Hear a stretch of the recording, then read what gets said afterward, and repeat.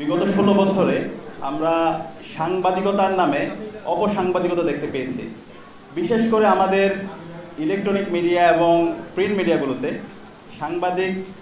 সাংবাদিকতা এবং সাংবাদিকতা যে মহান পেশা, সেটার প্রতি মানুষের যে আস্থা, সে আস্থা তৈরি না করে বরং তার আস্থার সংকট তৈরি করেছে। শাহবাগে গণজাগরণ মঞ্চের মাধ্যমে এই দেশে সাংবাদিকতার যে মহান পেশা, সেটাকে একটা অনেক ক্ষেত্রে একপাক্ষিক সাংবাদিকতা এবং হলুদ সাংবাদিকতার সেই প্রভাবটা আমরা সেলিব্রেশন করতে দেখতে পেয়েছি।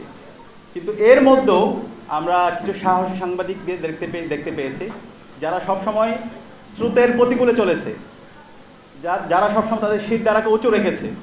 এবং এই ক্ষেত্রে আমরা মাল্টিমিডিয়া সাংবাদিক যারা আছে এবং ক্যাম্পাস সাংবাদিক যারা আছে, তাদের অগ্রণী ভূমিকা আমরা দেখতে পেয়েছি।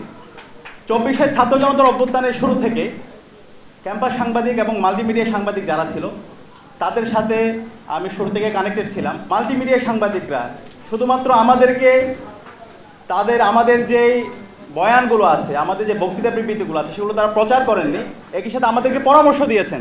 এবং আমরা যখন বিপদে পড়েছি, তখন তারা আমাদের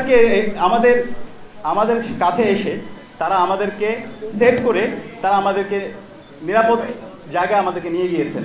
২৪-এর ছাত্র জনতা অভ্যুত্থানের সবচেয়ে ক্রুশিয়াল মোমেন্ট যখন ছিল, আপনারা জানেন ১৪ তারিখ যেদিন তুমি কে আমি কে রাজাকার রাজাকার স্লোগান হয়, এর পরবর্তী দিন নিষিদ্ধ ঘোষিত ছাত্রলীগ, আওয়ামী লীগ এবং তার পেটোয়া বাহিনী, খুনি হাসিনার পেটোয়া বাহিনী পুরো ক্যাম্পাস ঘিরে ফেলে।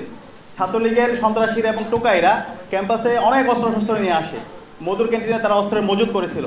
এবং সেই সকল ইনফরমেশন করে জীবনের ঝুঁকি নিয়ে মাল্টিমিডিয়া সাংবাদিকরা তারা ওখানে গিয়েছিল এবং আমাদের কাছে তথ্যগুলো তারা আমাদের কাছে প্রেরণ করেছিল।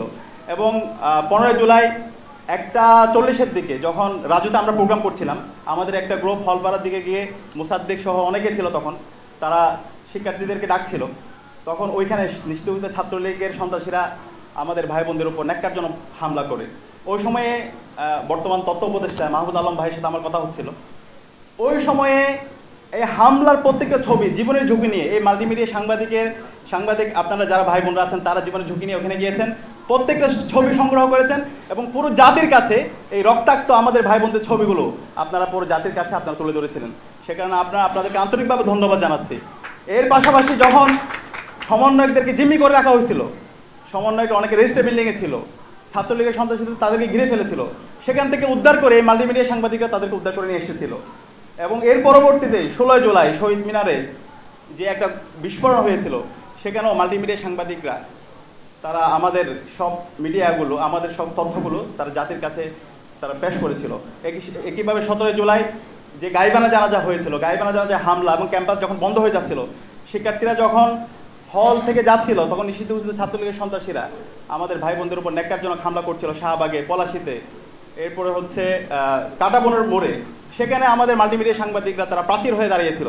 তারা ওইখানে আমাদের ভাই বোনদেরকে নিরাপদে বের হওয়ার জন্য তারা ব্যবস্থা করেছিল।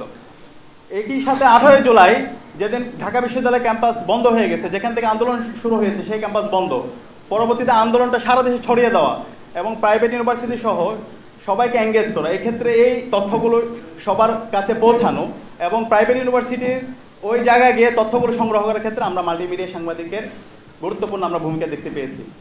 এবং ১৯ তারিখ ইন্টারনেট ব্ল্যাক আউট এবং কারফিউ চলাকালীন সময়ে যখন আমরা কি করব বুঝতে পারছিলাম না, সেই সময় যখন আমরা ৯ দফা তৈরি করলাম, ৯ দফা তৈরি করার পরে যখন আমাদের প্রত্যেকটা মিডিয়া হাউসে সবগুলো মিডিয়া হাউসে যাওয়ার সুযোগ ছিল না, এক্ষেত্রে আমাদের মাল্টিমিডিয়া সাংবাদিক অনেকের সাথে পরিচয় ছিল, ক্যাম্পাস সাংবাদিকদের সাথে পরিচয় ছিল।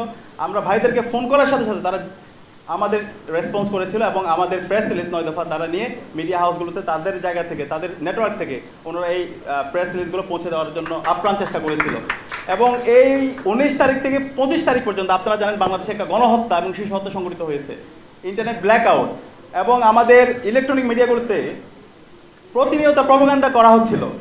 সেই সময়ে প্রত্যেকটা জায়গায় গণহত্যার ফুটেজগুলো সংগ্রহ করা, ভিডিওগুলো সংগ্রহ করা, সেই কাজটা আমাদের মাল্টিমিডিয়ার যারা আমাদের সাংবাদিক ভাই এবং বোনেরা আছে তারা সংগ্রহ করেছিল এবং আমাদেরকে অনেক ক্ষেত্রে পেন ড্রাইভে করে আমাদেরকে সেগুলো পৌঁছে দিয়েছিল। এবং আমাদের এই যখন আব্দুল কাদেরের ৯ দফা আমরা যখন পেন ড্রাইভে করে নিয়ে এসেছিলাম, তখন কোনো জায়গায় ইন্টারনেট ছিল না, কিন্তু আমাদের বিদেশি যে মিডিয়াগুলো ছিল, এখানে শফিক ভাই আছে, এপির অফিসে আমরা গিয়েছিলাম, সেখানে আমরা গুরুত্বপূর্ণ সহায়তা পেয়েছিলাম এবং এর মাধ্যমে আমাদের এই 9 দফা এবং 9 দফার ভিডিওগুলো বিশ্বব্যাপী ছড়িয়ে পড়েছিল। এবং ওই সময় শহীদুল আলম ব্রিকের শহীদুল আলম স্যার সহ আরও অনেকে আমাদেরকে হেল্প করেছিল। তো এভাবে হচ্ছে আমাদের মাল্টিমিডিয়া সাংবাদিক যারা ভাই বোনরা আছে, তারা পুরো আন্দোলনের শুরু থেকে একদম শেষ পর্যন্ত তারা আমাদের আন্তরিকভাবে সহায়তা করেছে, আমাদেরকে গাইড করেছে। সবচেয়ে ক্রুশিয়াল মোমেন্টে আমাদের সামগ্রিকভাবে আমাদেরকে পরামর্শ দিয়ে আমাদের পাশে ছিল।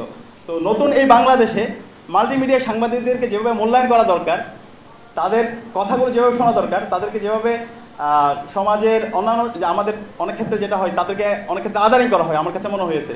তো সেই জায়গা থেকে তাদের যে মর্যাদা, তাদের যে মূল্যায়ন, সেটা আমরা প্রত্যাশা করছি। সেই জায়গায় আমরা যারা ছাত্ররা আছি, আমরা সবসময় তাদের আপনাদের পাশে থাকবো এবং আমাদের প্রত্যাশা থাকবে আপনারা বিগত সময়ে যেভাবে সত্যের পক্ষে ছিলেন, ন্যায়ের পক্ষে ছিলেন, ইনসাফের পক্ষে ছিলেন এবং ভবিষ্যতেও আপনারা ইনসাফের পক্ষে থাকবেন, সত্যের পক্ষে থাকবেন, সত্যকে সত্য বলবেন, মিথ্যাকে মিথ্যা বলবেন এবং শির দ্বারা উঁচু রাখবেন এবং অবশ্যই এই বাংলাদেশের ছাত্র জনতা আপনাদেরকে মূল্যায়ন করবে ইনশাআল্লাহ।